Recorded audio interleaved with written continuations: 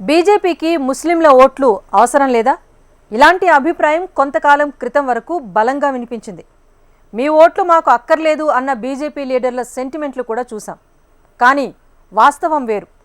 ఇప్పుడున్న పరిస్థితుల్లో బీజేపీ మళ్లీ పవర్లోకి వస్తుందన్న అభిప్రాయం ఉన్నా ముస్లింలు లేకుండా తమ గెలుపు సాధ్యం కాదనే వ్యూహాన్ని కమలనాథులు అమలు చేయబోతున్నారట.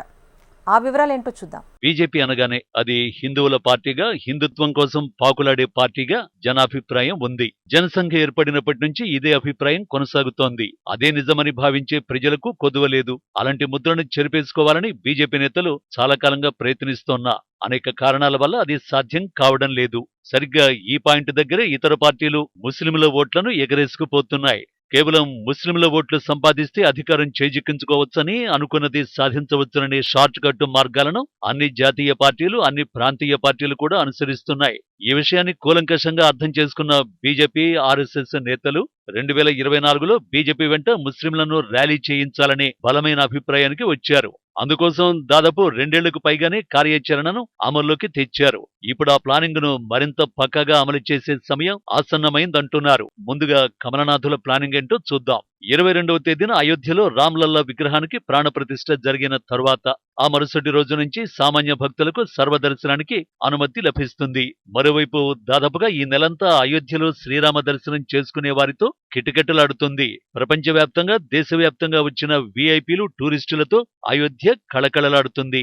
అంతటా ఆధ్యాత్మిక వాతావరణం వెల్లివిరుస్తుంది. దానికి కొనసాగింపుగా ఫిబ్రవరి 1వ తేదీ నుంచే యూపీలో ఓ సరికొత్త కార్యక్రమాన్ని కమలనాథులు ప్రారంభించబోతున్నారు. కౌమీ చౌపాల్ అనే పేరుతో ప్రత్యేకంగా ముస్లింలకు చేరువయ్యే పక్కా పథకానికి శ్రీకారం చుడుతున్నారట.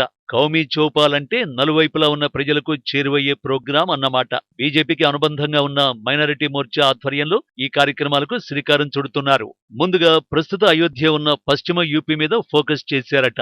పశ్చిమ యూపీలోని 21 లోక్సభ నియోజకవర్గాల్లోని 4100 గ్రామాలను టార్గెట్ గా చేసి ముస్లింలకు రీచ్ అయ్యే ప్లానింగ్ చేస్తున్నారు. సబ్కా సాత్ సబ్కా వికాస్ అంటూ నినాదాన్ని ప్రజల్లోకి తీసుకొచ్చిన బీజేపీ ఆ నినాదాన్ని సాఫల్యం చేసుకోవాలనే ఆలోచనను సీరియస్ గా చేస్తోంది. అందుకే ముస్లింలను కేవలం తాము ఓటు బ్యాంకుగా చూడటం లేదని, ఈ దేశ పౌరులుగానే చూస్తున్నామని చెబుతూ వారి కోసం ప్రభుత్వం ప్రత్యేకంగా తీసుకొచ్చిన పథకాల గురించి వివరిస్తూ వారికి చేరువయ్యే ప్రోగ్రాం డిజైన్ చేశామంటున్నారు కమలనాథులు. వాస్తవానికి కేంద్ర ప్రభుత్వం ప్రపంచంలోని ముస్లిం దేశాలతో గతంలో ఎన్నడూ లేనంత సత్సంబంధాలు నెలకొల్పుకుంది. కేంద్ర సర్కారు బలమైన సంబంధాలతో విపక్షాలు కూడా కంగుతింటున్నాయి. ఈ క్రమంలో దేశంలో బీజేపీ అంటే ముస్లింలకు వ్యతిరేకమనే బలమైన ముద్రను చెరిపేసుకోవలసిన అవసరాన్ని సీరియస్ గా గుర్తించారంటున్నారు రాజకీయ విశ్లేషకులు. అందుకోసమే ఫిబ్రవరి 1 నుంచి కౌమీ చౌపాల్ అనే ప్రోగ్రాంను భారీ ఎత్తున చేయాలని ప్లాన్ చేశారంటున్నారు. ఈ కార్యక్రమం ద్వారా యూపీలో ఉన్న 80 లోక్సభ సీట్లలో 75 సీట్లకు తగ్గకుండా గెలవాలని కమలనాథులు సంకల్పించుకున్నారట. ఇప్పటికే వచ్చే ఎన్నికల్లో మళ్లీ మోడీ ప్రధాని అనే అభిప్రాయాలు పలు సర్వేలు చెబుతున్న నేపథ్యంలో తాము ముస్లింలతో కలిసే అధికారంలోకి వస్తామనే పాజిటివ్ మెసేజ్ ని ముఖ్యంగా ముస్లింలకే ఇవ్వాలని యోచిస్తున్నారట.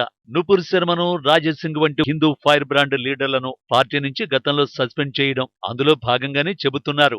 రాజసింగ్ లాంటి నేతలకు ఇక బీజేపీలో ద్వారాలు మూసుకున్నట్టేనా అనే అభిప్రాయం కూడా కమలనాథులు క్రియేట్ చేశారు. ఇలాంటి చర్యలు తాము ముస్లింలకు వ్యతిరేకం కాదనే సంకేతాన్ని బలంగా ఇవ్వడమేనంటున్నారు.